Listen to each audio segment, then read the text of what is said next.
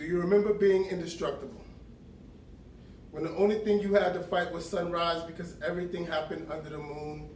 Do you remember having so much soul it shot from every available orifice, and once exposed to air, it became the funk, and your favorite pair of jeans worn all the way to the lip lock by the tabernacle of your education, where you exchanged it for a heart, with two sets of initials straddling a plus sign carved in the middle, and you left that heart on every desk in every class you attended that day like a dime a dozen because you treasured that heart, but that heart was yours.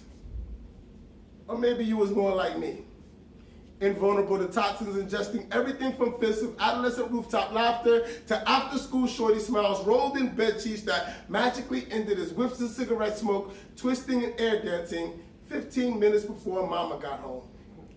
I learned to scrap with old cats in my right ear screaming, "Keep your left up, I got a double sawbook on you, youngster."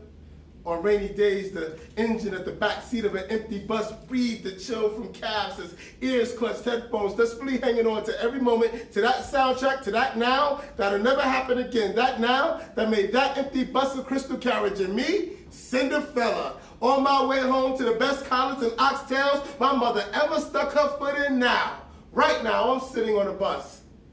20 years past indestructible, and there's this kid. The fearlessness is missing from his eyes. The fearlessness that makes daddy's shoulders 747s. And chocolate-covered chubby cheeks that tell of a sadness that subsides when the sound of Snickers bars and Little Debbie snack cake wrappers open. And a line of siblings you can trace back to a mother so inexperienced that now she didn't know what now was like. Me, standing there looking at her, thankful that I waited until I really loved myself so much that I could divide myself into a smaller part of me and love that part equally. I've seen this story. Like city skylines that resemble each other no matter what part of the city I'm in.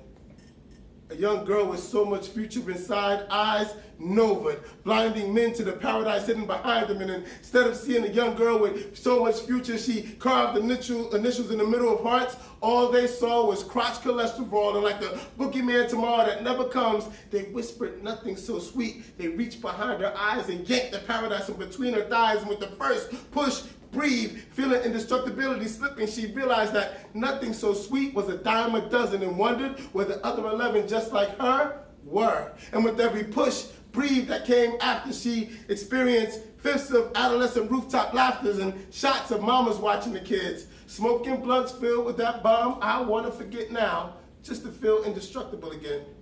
She keeps counterfeit I love yous under the bed, each attached to one of 4 sets of irises, each one mirroring hers, one belonging to that kid, sitting across the aisle, stares begging, "Mister, play with me, please, at least to the next stop."